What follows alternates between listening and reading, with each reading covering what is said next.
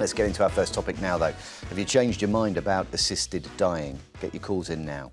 Politicians are heading to the Commons tomorrow to debate the latest stage of the assisted dying bill. However, it's already been reported that at least 5 MPs will change their initial stance to now vote against allowing it. The Royal College of Psychiatrists has also dropped its support of the bill, saying there are too many unanswered questions around safeguarding, and family doctors are still divided on the issue. There are, however, some MPs who say they've changed their mind to now be in favour of it. Have you changed your mind on the proposal that would allow an assisted death for those with a terminal illness and less than 6 months left to live? Andy, feels like we are working this through in real time. We are starting to understand the complexity of something that initially was just about alleviating suffering. There's so much more to it than that, isn't there? Well, of course, when you're talking about life and death, it's a little bit like the conversation around capital punishment. You know, there are kind of emotional responses to the idea of the things that we're talking about, but there are also the factual, statistical side of it. But I mean, I think we shouldn't be too distracted by some of these questions that are, being posed around it. It's very simple, and that's why I haven't changed my mind, and I will never change my mind. If I look into the eyes of someone who has less than 6 months to live and they're facing an undignified, painful, frightening death, it is not my place to tell them that they're not allowed to have control over their last moments. It is inhumane, it is cruel to force them to stay alive. We have this strange, I suppose in many ways it's good, but this is an example where it's bad, but this kind of strange attitude as human beings that we must keep ourselves alive for as long as possible, even if it's torture. And that's not right. We should give people the opportunity to die with dignity if they choose to. I don't think... Sorry. Well, if I could just respond to that. So I think that I definitely had that perspective and I have changed my mind. I do think that fundamentally every adult, every individual should be allowed to consent to ending their lives if they wish to. So I agree with you on that front. But this legislation has so many lacks of protections. I mean, the fact of the matter is you could end up having a protection in which if you have autism, you are able to end your life.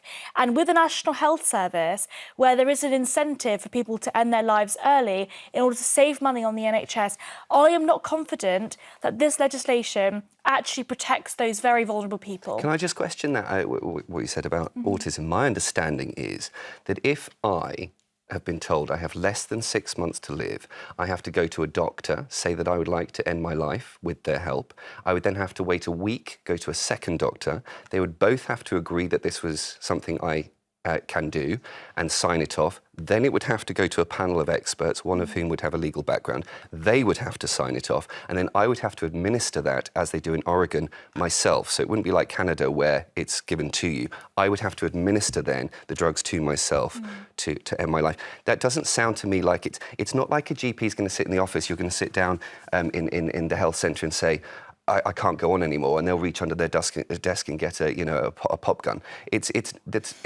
actually a very controlled, thoughtful process to get to that point. I think you're right, Andy, but that is very much the perspective of someone who has complete faith in the health system. And when I speak to friends who are disabled, they say to me they have a completely different view of the health system. And they saw what happened during COVID with DNRs, and they said during that time it felt like they were an inconvenience, and DNRs were handed out, were administered for ease during that time. I don't see, and maybe I need to spend more time talking to disabled people and listening to them as to how they've got to that conclusion or that concern. I don't see how the process I just described could lead to someone with disabilities being forced or pressured to end their life. I just see a disconnect there. The pressure is almost certainly there, especially, I mean, even if with a physical illness, you have huge issues where a lot of people, especially towards the end of their lives, will often feel as though I am a burden. I am a burden on my family. I'm a burden on the health service. I don't think that I should be living my life in this way. Maybe they instinctively want to try and continue to fight or spend more time with their families if they're allowed to. But they will have to be terminally ill with less than 6 months to Well, live, of the course, reason- and it will be driven by them and their words and their volition. It's not something that's going to be imposed by other people. Absolutely, but that pressure could still be applied. I mean, the reason why the Royal College of Physicians have, Royal College of Psychiatrists have withdrawn their support for legislation isn't because we don't believe that individuals should be allowed to choose what they do with their own lives. I fundamentally believe that as a libertarian. But what I do think is that this specific legislation does not protect vulnerable people in the way that it should be, and that's why I have changed my mind on this So bill. do you think it's something that is worth carrying on with, persisting to try and find that formula where people do go, OK, this is how we can guarantee that consent is absolutely rock solid? I don't think it's possible with an NHS. I think that we have to fundamentally reform the health service in order for us to even have a conversation about allowing for assisted dying. But fundamentally, when you've got a health service in which there are so many pressures, we have, the second highest avoidable mortality rates in all of Western Europe, the NHS is an absolute joke. The And I implication don't there trust... is that doctors are going to encourage people to take their own lives to help free up space in the NHS. I think there is a feeling of pressure, Quite a and I dark think we thing to need say, isn't it? I think we need to ensure that we have those protections in place because fundamentally the incentive is there. OK, let's take some calls. Hillary's in Warwickshire. Hillary, have you changed your mind about the assisted dying bill? No, I haven't, because I used to work at our local hospice, and I feel it shouldn't be just up to the person that's got the illness. You should get together with the family and all talk together and decide. Isn't that exactly where that kind of pressure, that implicit pressure can happen? Because it should just be a personal choice, shouldn't it? It shouldn't be for a family to decide whether somebody's life should end. It should be just the individual. That's if you can't decide on that, what rights do you have at all? Well, the thing is, people will get depressed. I mean, I worked in a hospice. And if people get depressed, then they want to end their life. And sometimes you have to encourage them and say, look, you will be well looked after. So are you talking about assisted living, actually? You're saying get the family together and almost try and persuade them to carry on when their mental health, when their being is saying, I shouldn't be here anymore. Yes, I agree, because I was a Macmillan nurse, and we go around people's houses, and if they're being looked after at home, then we can sit with them and sit with the family and talk to them all. And then we can, nobody has to make a major decision. Yeah. Hillary, can I ask you quickly, do you mind, Matt, if I just ask quickly? I think it's really interesting that you've called, and with your experience of working with people at end of life, people who are dying of cancer, it can be a very frightening and quite dehumanising experience, in fact, from what I've seen. Do you not feel that allowing someone to have control over when and how they pass away would actually give them more dignity than keeping them alive when they've been told, we're in 6 months anyway? No, because people won't be able to tell you how much longer you've got. That's a really interesting point, Hillary. How many times during your time at the hospice was somebody given 3-6 months to live, and yet 12 months later they're still there? Did some of them beat those predictions, which could have led them to make the wrong decision? No, because we used to sit there. I worked on nights, and I used to sit there and hold their hand and talk to them and give them proper pain relief so they felt really, really comfortable. The question I'm asking, though, Hillary, is when sometimes... No, it's absolutely fine, and honestly, your experience is so valuable. Whether somebody sometimes would be told that they had a very limited period of time, and yet they beat that prediction, and actually they lived much longer than that. Well, yes, because nobody can predict when somebody's going to die. Even doctors can't do that. Thank Thank you, Hilly, because I think that's absolutely key, that sometimes we take the doctor's prediction of you've got 6 months to live as if the clock is ticking. But really, it's sometimes an estimate, it's a guess at best, isn't it? This is precisely why it would need to be signed off by 2 separate doctors a week apart and then also signed off by a panel. So if there's a possibility someone is going to live much longer than 6 months, then it wouldn't be signed off. That's the point. But if I'm terminally ill and it's clear that I'm going to die very soon and I'm in pain and I'm frightened and I don't want to die without my dignity, it is no one's place but my own to decide how I go. I agree with that in principle, but do you genuinely trust the healthcare system to ensure that there isn't that pressure, that people aren't being told that they should do certain things? I mean, even thinking about domestic abuse victims, if you're in a relationship where you are being pressured consistently and potentially there is questions of inheritance and whether or not family will pressure you as a result of financial incentives.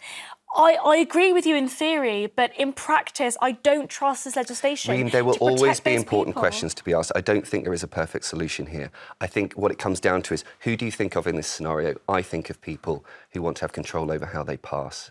And I think that for that, to give them that power over their own departure is important enough. Listen, we're going to carry this conversation on. We're getting loads of calls about it, and it's clearly...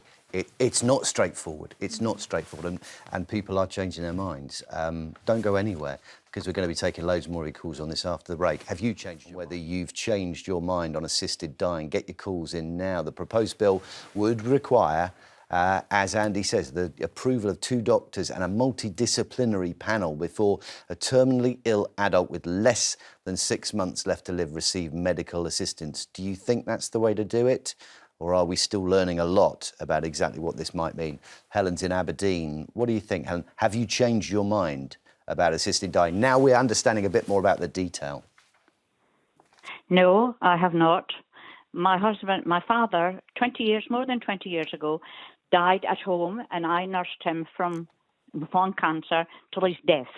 He was getting morphine just by mouth. There was no things that gave him that. And he wasn't getting enough, and he was in absolute agony. And there is no way any human being should die like that. There is no excuse for it when they've got the means at hand to put him peacefully to sleep. I would totally agree with it. I'm so sorry that you had to go through that, Helen. I can't imagine what it's like to lose someone that you love so dearly in that way. Now, are you following the debate around assisted dying? Yes, I am. I'm wondering whether you can, having been through what you've been through, whether you can make sense of the arguments that are coming through, let's say from disabled people who say the idea of consent, the idea that the health service treats each person equally might not be what we assume that it is. Well, I can see that. But when my father was dying, I'm saying it's more than 20 years ago, he wasn't in hospital. He was at home, and I was nursing him through his death. And he was not getting enough morphine. And the doctors were not coming in often enough to give him extra morphine, which is what he needed. Was he at that stage in a position to give consent, do you think? Would he have been? Yes, would he have passed the test? He was semi-conscious. He was semi-conscious. And he was able to, yes. And he was absolutely writhing on the bed in agony. There was no excuse for that. OK. This would have had to go through a panel, as we've said, would have had to go through a decision. Do you think, did he know what he was going to be facing? Did he understand earlier on than this? Did a doctor say you have 6 months to live and this is what it's going to look like at the end? No, they never did. He was in agony, and he was told he had lung cancer and he was going to die from it. But there was no time limit put on it. It was me that had to do the nursing. I was up all night. I was working all day. I was a senior scientific officer with the University of Aberdeen. I was coming home and staying up all night with him because he was in agony. But that's what it would have needed, Helen. It would have needed a time limit. So it would have needed a doctor to say, your father has a certain amount of time left to live, and it had to be under 6 months. He never said that. Nobody ever said that. This is when the detail is crucial, Helen, because the assisted dying bill wouldn't help him. And that's why we're now looking at this detail and having to scrutinise it and say, what's the reality? Is it going to alleviate suffering in the way we're talking about? Because from the sounds of it, it wouldn't have helped your dad. It wouldn't have solved the problem, which is so painful to you. And when we're making legislation, we're all looking at it at this stage, it's got to be able to sort out the problem. I think what this also shows, by the way, just to add, that actually the fact that Helen's father wouldn't have counted in this legislation shows that the legislation itself is just not fit for purpose. Nobody can listen to this story, and Helen, I'm so sorry for what you've had to go through. It's absolutely horrendous that this has been able to occur, especially, as you say, when we have the means to ensure that this doesn't happen. But the fact that this legislation, very specifically, would not have helped Helen's father is, I think, proof that it's just not fit for purpose. And actually, when we're having these conversations about assisted dying, we have to be very clear about what the parameters are and what the details of the bill actually are. I would disagree, and I don't want to eat into Helen's time, and you have all my sympathies. I think it would have empowered... I think it would have empowered him, because it would have put pressure on the doctor to give a sense of a prognosis, to say, well, actually, I don't want to face a painful death, an undignified death. Say that. Well, no, because this legislation didn't exist. But in a hypothetical world where it did exist, then doctors will be under a little bit more pressure to maybe give someone a prognosis and talk about. One of the worst things, actually, when you're diagnosed with cancer is actually the information and the quality of information you're getting from the medical practitioners. And I think this would be helpful to people to say, well, I want to know roughly, like, what is my prognosis? Do you not think if the doctor had known that, they would have said? Yes, I mean, what if there was no idea? Well, I don't know, because I'm not the doctor and I haven't met them, but actually quite often doctors actually don't realise what another practitioner has told them, and the information. Let's go back to Helen, because it's Helen's story. Helen, my father was never told. Then the doctor did not come in every day to see him, which I think he should have done. He didn't come in every day. I was left to do the nursing. My mother had newly had major surgery. She could do nothing. It was left to me, and I was working full time. Did anybody ever say... a day. Did your father or did you ever go to the doctor and say, how long have we got? No, because in those days, we're talking 25 years ago, in those days you didn't do that. You thought doctors were God Almighty. Having worked with the university for all my life, I no longer think that. OK. And sometimes doctors get it wrong. Lacks of knowledge. But those are the doctors that we would be relying on to give this prognosis, to give us 6 months, 3 months, to give us an idea. And on that basis, somebody's life could end. So it's going to be crucial that we do trust the doctors to do exactly what we're talking about. Helen, thank you so much for sharing your story. And I'm so sorry you had to lose your dad in that way. It's exactly what we're talking about, sadly. We're going to take another call. Gunter is in Nottingham. Gunter, have you changed your mind about the assisted dying bill? No, I haven't. I do stick with Andy's thoughts on it. Reason being is my gran has been suffering, and I'm not trying to give a sob story, it's just an example, but my gran has been suffering from dementia since about 7 years ago, and it's so bad now that she doesn't know who she is. She lies in bed 24 hours a day, needs care full time. It's causing major stress on my family. My mom is nearly 70, and she's looking after her full time. And my gran tells me every day I see her that she wants to go. But Gunter, she wants to die because she's not living a life. Gunter, this is where and I'm so sorry for what you're going through, but this is where we have to get back to the detail of the legislation, because the assisted dying bill wouldn't help her, because she can't give informed consent, and nobody else can give that consent for her. Not even if consent is given to my mom to make the decision for her. But it's not up. Because it's so bad. Unfortunately, Gunter, it has to be up to the person and the individual, not the family. And I completely... My grandfather also, when he passed away, he had dementia for a number of years, and I completely understand how awful and how much pressure it can have on the rest of the family. But the legal protections that we need in this bill are there basically to ensure that the family can't say, this is too much for us, we want that person to go. And I completely understand the pressure that a family can be under, but this is exactly what the legal protections are there for. And unfortunately, this person would not count under this legislation. Okay. They have to have a prognosis where there's a certain number of 6 months to live. I would like to be able to write in my will or somewhere that actually if I have dementia and I've lost my dignity as a human, I don't want to be kept alive. So I would actually go beyond this legislation and actually in Gunter's situation, it's about compassion. We have DNR. We have that as something that, you know, we can write into wills. DNR doesn't go far enough for you. Like, no, absolutely not. I think, you know, we're a nation of animal lovers. We wouldn't expect an animal to go through the things we expect human beings to go through. And if we really love someone, then sometimes we're able to say, this is not compassionate. I have to take another call. Lisa's in Warwickshire. Thank you for your call, Gunter, and I'm sorry for what you're going through. Lisa, have you changed your mind about the assisted dying bill? I haven't changed my mind, but I've got a bit of a concern. I used to work in healthcare for 27 years, so I'm all for assisted dying because I've seen too many people suffer at the end. However, on Tuesday I happened to get on Good Morning Britain, they started listing other conditions that were going to be on there, and one of them was anorexia, and that scares me because 6.5 years ago, I was close to death with my anorexia. I was actually calling for a DNR and I was not allowed it because obviously my mental health. So if that injection with the assisted dying was available 6.5 years ago and I took that, I wouldn't be alive today. So I think people with mental health issues, I don't agree with it.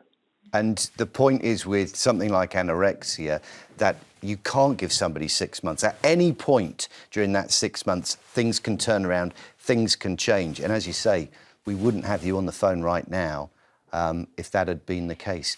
This is what it seems to me now, Andy, is that the emotional argument is so well made. And I don't think anybody would argue that you should keep somebody in this world to prolong their suffering any longer than you should have to. But it feels like, even there with the calls that we've had, there are people who really don't understand the detail and what it means and how it applies to their situation. My understanding is that actually we do understand the detail, and with reference to anorexia nervosa, it's not you're anorexic, therefore you're allowed to have assisted dying. It's if you are terminally ill as a result of your anorexia, so you have less than 6 months to live, then like anyone else, you can have this as an option. It's still got the same safety checks. So I think there's quite a lot of, I'm sorry to use an incendiary word because I don't feel like this is a debate where I want to, but I think there's quite a lot of fear-mongering going on. I do trust the system, and I think the legislation makes it, you know, very, very safe. And if you look at Oregon, where exactly this situation is in place, you don't have cases where people are dying when they don't want to. But this is the point. We all think, I think most of us are in agreement, that some of these issues are absolutely horrendous. But the fact that our earlier two callers were saying they support the legislation, but that their people in their lives would not have been covered by this legislation. But Lisa, who horrendously suffered from anorexia, would have counted in this legislation, I think is proof that the bill itself is absolutely incorrect. I mean, the scope is far too wide. The fact that somebody with anorexia or autism could count in this legislation, I think is proof that it's absolutely not fit for purpose. I'm not sure Lisa would have done. I think that's an important point to clarify. If she had less than 6 months to live, that would have been the case. If she was terminally ill. Unfortunately, we have to leave it there. Thanks, guys, and thank you for all your calls on this. Don't forget later on.